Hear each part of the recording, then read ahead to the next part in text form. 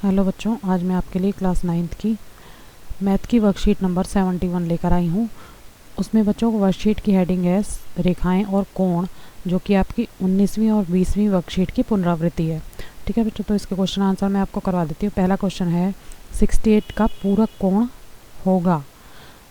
अब चार ऑप्शन आपको दिए हैं 42, 22, 32 और 58। बच्चों देखो 90 डिग्री का कोण होता है वो होता है पूरक कोण। ठीक है, अब 90 डिग्रीज में से अगर मैं 68 को माइनस कर दूंगी तो मेरे पास बचेगा 22। ठीक है बच्चों, तो इसका आंसर होगा 22। अगला क्वेश्चन देख लेते हैं, सेकंड क्वेश्चन। अब लिखा है दो कोण संपूरक कोण कहलाते हैं यदि उनका योग डैश हो।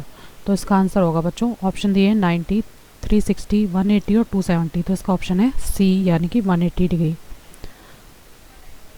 क्वेश्चन नंबर 3 है, दी गई आकृति में निम्न प्रश्नों के उत्तर दीजिए। अब आपको एक आकृति बना के दी हुई है, इसमें आपसे पूछा है, ऑप्शन ए है कोण 4 का संगत कोण ज्ञात कीजिए। बच्चों देखो कोण 4 का संगत कोण होगा 8। इसी की तरह से बिल्कुल नीचे की साइड बना हुआ कोण जो होगा वो संगत कोण होगा इसका, यानी कि इसका आंसर होगा कोण 8। ऑप्शन बी जो है इसका, कोण 5 का अंतः एकांतर कोण ज्ञात कीजिए।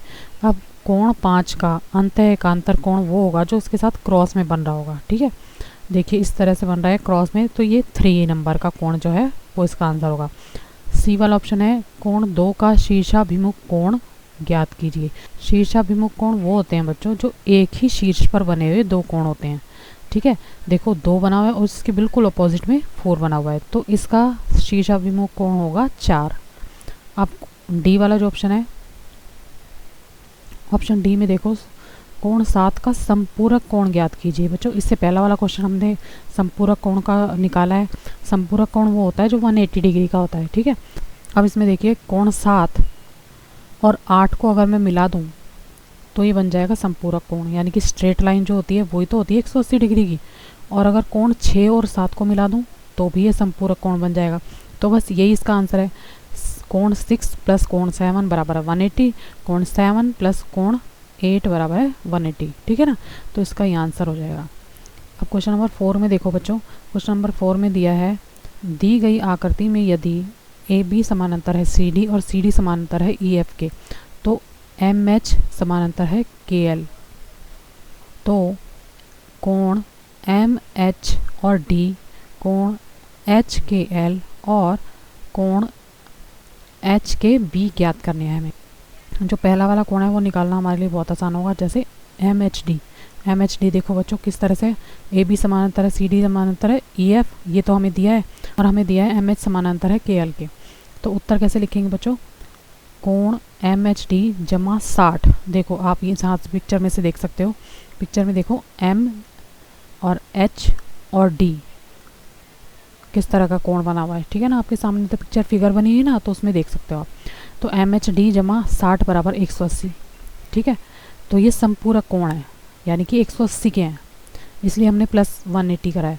फिर कोण एम एच डी बराबर है 180 में से 60 माइनस कर देंगे क्योंकि 60 हमें दिया हुआ है, तो बाकी जो बचा हुआ कोण है 120 का वो हमें मिल जाएगा। तो इसका एक पार्ट तो हमने हल कर लिया। अब इसके आगे देखो बच्चों, इसके आगे दिया हुआ है बच्चों, इसी के आगे हमें निकालना है, क्योंकि एम एच समानांतर है के सी के तथा एच के एक तिर्यक रेखा है जिस तरह से पिक्चर में बना हुआ है।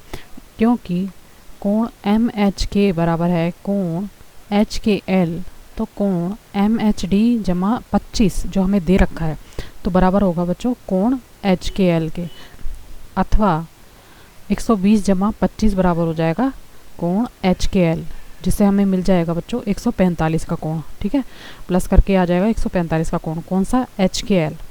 अब कोण एच के बी जमा 25 बराबर है 180, ये जो तिर्यक रेखा दी है, तो क्या लिखेंगे, तिर्यक रेखा में एक ही और बने आंतरिक कोण। ठीक है, तो हमारे पास आ जाएगा कोण एच के बी बराबर है 180 घटा 25। तो हमारे को क्या मिल जाएगा बच्चों, कोण एच के बी बराबर हो जाएगा 155, यानी कि 180 में से अगर हम 25 घटाएंगे तो हमारे पास आ जाएगा 155। अतः कोण एम एच डी बराबर है 120 का, कोण एच के एल बराबर 145 का और कोण एच के बी बराबर हो जाएगा हमारा 155 का। ठीक है बच्चों, अब क्वेश्चन नंबर 5 देख लेते हैं। क्वेश्चन नंबर 5 में दिया है, दी गई आकृति में यदि ए बी समानांतर है सी डी और ई एफ समानांतर है डी क्यू, तो कोण पी डी और क्यू, कोण ए ई डी और कोण बी ई एफ और कोण ए ई बी ज्ञात कीजिए। ठीक है बच्चों, तो आंसर कैसे करेंगे इसका, क्योंकि ए बी समानांतर है सी डी, ए ई समानांतर है सी डी, तो इसलिए कोण ए ई डी बराबर है 34 जो कि दिया हुआ है, संगत कोण युग्म। ठीक है, पता है ना तुम्हें, एक ही आधार पर बने हुए दो कोण। अब क्योंकि ए बी एक सीधी रेखा है, जैसे कि आप देख सकते हैं पिक्चर में, ए बी एक सीधी रेखा है। ठीक है, इसलिए कोण ए ई बी बराबर है 180 डिग्री।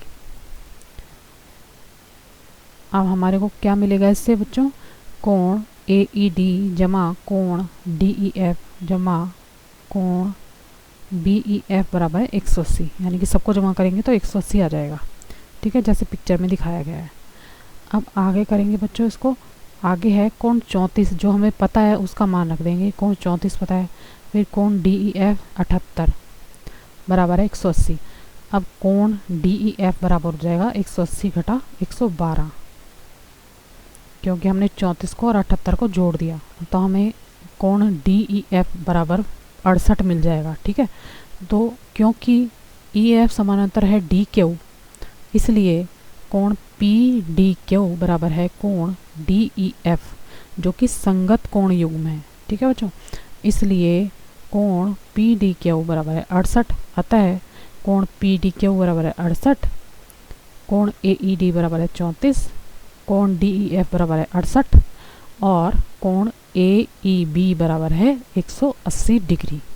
ठीक है बच्चों, तो ये थे आपके इस वर्कशीट के 5 क्वेश्चन। अगर आपको मेरा वीडियो अच्छा लगे बच्चे तो प्लीज़ मेरे चैनल को लाइक करना, सब्सक्राइब करना। Thank you very much.